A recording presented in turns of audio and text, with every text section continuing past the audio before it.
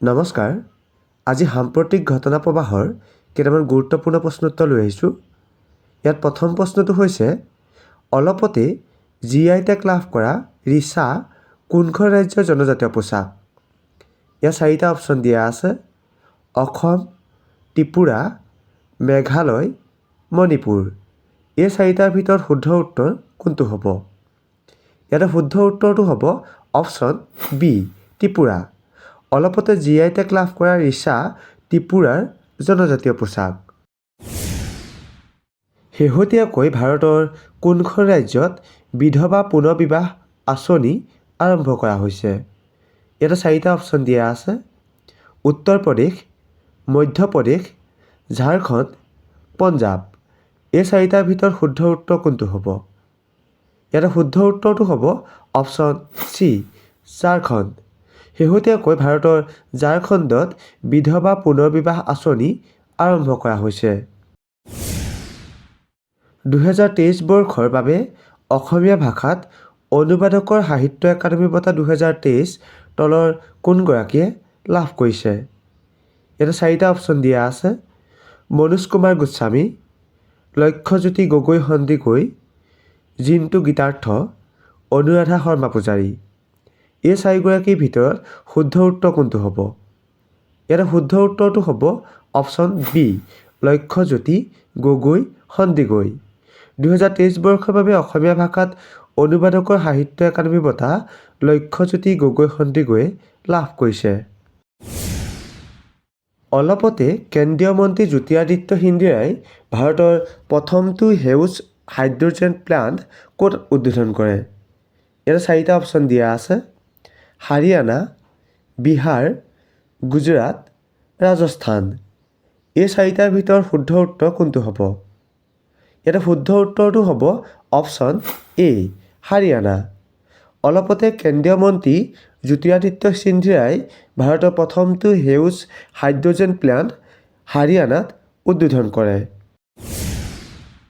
তলত উল্লেখ কৰা কোনটো ক্ষেত্ৰৰ সৈতে অদিতি আঁচনিখনৰ জড়িত? ইয়াতে 4টা অপশ্যন দিয়া আছে: শিক্ষা খণ্ড, স্বাস্থ্য খণ্ড, প্ৰতিৰক্ষা খণ্ড আৰু পৰিবহণ খণ্ড। এই 4টাৰ ভিতৰত শুদ্ধ উত্তৰ কোনটো হ'ব? ইয়াত শুদ্ধ উত্তৰটো হ'ব অপশ্যন চি, প্ৰতিৰক্ষা খণ্ড। প্ৰতিৰক্ষা খণ্ডৰ সৈতে অদিতি আঁচনিখন জড়িত। অলপতে দেশৰ প্ৰধানমন্ত্ৰী নৰেন্দ্ৰ মোদীয়ে ক'ত ভাৰতৰ প্ৰথমখন পানীৰ তলৰ মেট্ৰ' উদ্বোধন কৰিছে? ইয়াত 4টা অপশ্যন দিয়া আছে: অৰুণাচল প্ৰদেশ, পশ্চিম বংগ, অসম, বিহাৰ। এই 4টাৰ ভিতৰত শুদ্ধ উত্তৰ কোনটো হ'ব? ইয়াতে শুদ্ধ উত্তৰটো হ'ব অপশ্যন বি, পশ্চিম বংগ। অলপতে দেশৰ প্ৰধানমন্ত্ৰী নৰেন্দ্ৰ মোদীয়ে পশ্চিম বংগত ভাৰতৰ প্ৰথমখন পানীতলৰ মেট্ৰ' উদ্বোধন কৰিছে। অলপতে তলত উল্লেখ কৰা কোনগৰাকীয়ে যোৰহাটত বীৰ লাচিত বৰফুকনৰ সৰ্ববৃহৎ প্ৰতিমূৰ্তি উন্মোচন কৰে? ইয়াত 4টা অপশ্যন দিয়া আছে: গুলাবচন্দ কাটাৰিয়া, ৰামনাথ কোবিন্দ, দ্ৰৌপদী মুৰ্মু, নৰেন্দ্ৰ মোদী। এই 4গৰাকীৰ ভিতৰত শুদ্ধ উত্তৰ কোনটো হ'ব? ইয়াত শুদ্ধ উত্তৰটো হ'ব অপশ্যন ডি, নৰেন্দ্ৰ মোদী। অলপতে নৰেন্দ্ৰ মোদীয়ে যোৰহাটত বীৰ লাচিত বৰফুকনৰ সৰ্ববৃহৎ প্ৰতিমূৰ্তি উন্মোচন কৰে। ভাৰতবৰ্ষ আৰু তলৰ কোনখন দেশৰ মাজত সমুদ্ৰ লক্ষ্মণ অনুশীলন অনুষ্ঠিত হৈছিল? ইয়াত 4টা অপশ্যন দিয়া আছে: মালয়েছিয়া, বাংলাদেশ, শ্ৰীলংকা, চীন।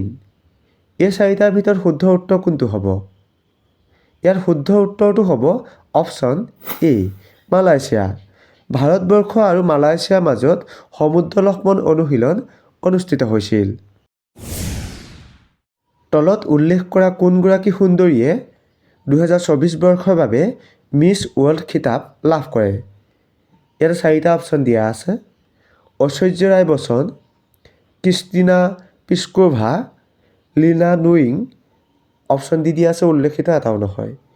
এই 4টা অপশ্যনৰ ভিতৰত শুদ্ধ উত্তৰ কোনটো হ'ব? ইয়াত শুদ্ধ উত্তৰটো হ'ব অপশ্যন বি, ক্ৰিষ্টিনা প্লিস্কোভা। ক্ৰিষ্টিনা প্লিস্কোভাই 2024 বৰ্ষৰ বাবে মিছ ৱৰ্ল্ড খিতাপ লাভ কৰে? ভাৰত বাংলাদেশ পৰ্যটন মেলা তলৰ কোন ঠাইত আয়োজন কৰা হৈছিল? ইয়াতে 4টা অপশ্যন দিয়া আছে।